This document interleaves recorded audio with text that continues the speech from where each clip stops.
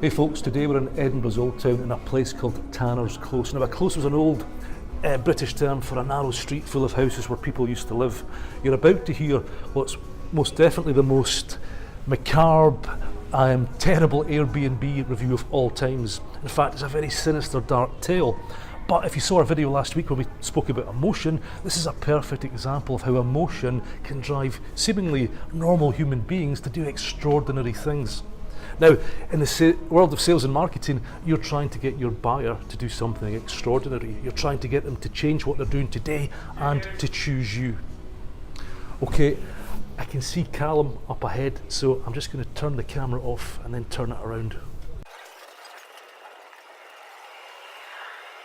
So behind this door is the Air BnB owned by a couple of guys called William, and here's some of the reviews on the site. The first one comes from someone called Abigail Simpson. It says here, all was well, the two guys called William seemed quite pleasant. I went to bed, all was comfortable to begin with, but in the night my chest felt a bit tight, and then I felt a pillow going over my face, and I never woke up again. Next review is a guy called Dudley, and he says, yeah, it seemed pretty good to start with, all was comfortable, I went to bed, in the night I felt a hand over my face and something pinching my nose, and I never woke up again. Altogether there's 16 reviews over a 10-month period of people who went to bed and never woke up. So I think we need to delve into this a bit deeper.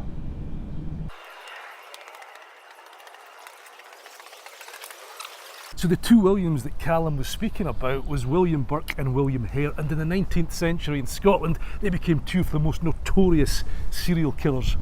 Fueled by a fear of losing business and losing income, they were compelled to take massive risks. Now, taking a risk is something that you need your prospects, your buyers and your customers to take, because investing in your products and services is a risk from their point of view. And it was in 1828, it was January, and one of William Hare's lodgers had taken ill. She had a heavy fever. Now, Hare was concerned and scared that that might scare off other customers, so he conspired with Burke to kill her. And that was the first of 16 murders they committed over 10 months. And that first killing presented a new problem. What were they going to do with the body?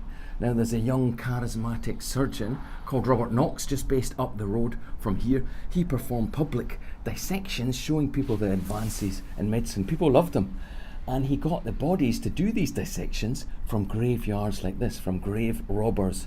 But graveyards like this were being guarded by security guards, so that source was drying up. So Burke and Hare took the body to Knox, and Knox paid the money for it, no questions asked. Let's go and find them.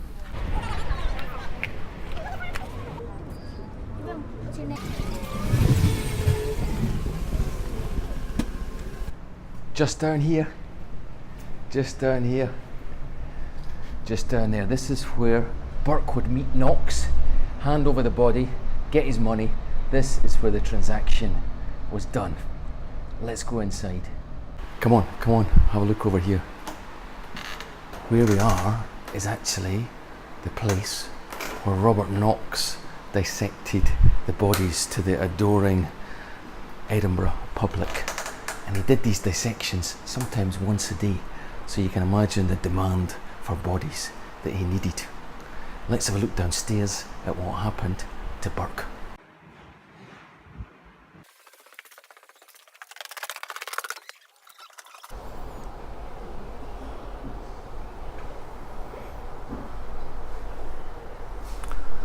So after 12 months, Burke and Hare were eventually caught. In return for his freedom, Hare decided to testify against his friend. As a result, Burke was found guilty and he was executed by hanging just down the road. This is his death mask. Okay, so what does this mean for your sales and marketing messaging? Well, let's get back to the office and decode this now.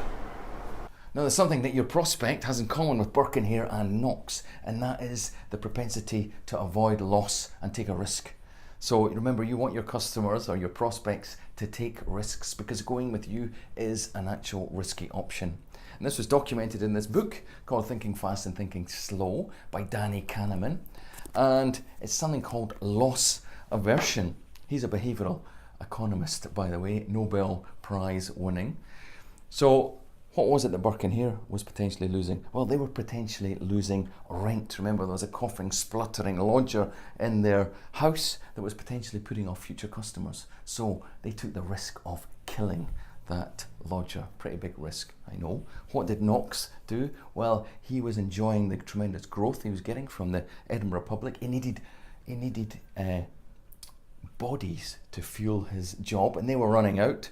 So he was addicted to that growth. So what was the risk he took? He bought a body. What's the loss that your prospect is facing? Well, it's your job to find that out by asking great questions. But once you do find that out, instead of framing your benefits as a gain, you get much more motivation, at least twice as much motivation, by framing that benefit as avoiding a loss. So if your offering is showing making a saving, what you need to do is show your customer that they're already hemorrhaging cash, and your offering is going to block that loss instead of just showing them the saving. If you do that, lots of motivation towards you. In fact, Keenan did a fantastic video recently all about handling objections, and how if someone objects to you, you should be getting your buyer to justify their objection against this gap that you're offering is potentially closing.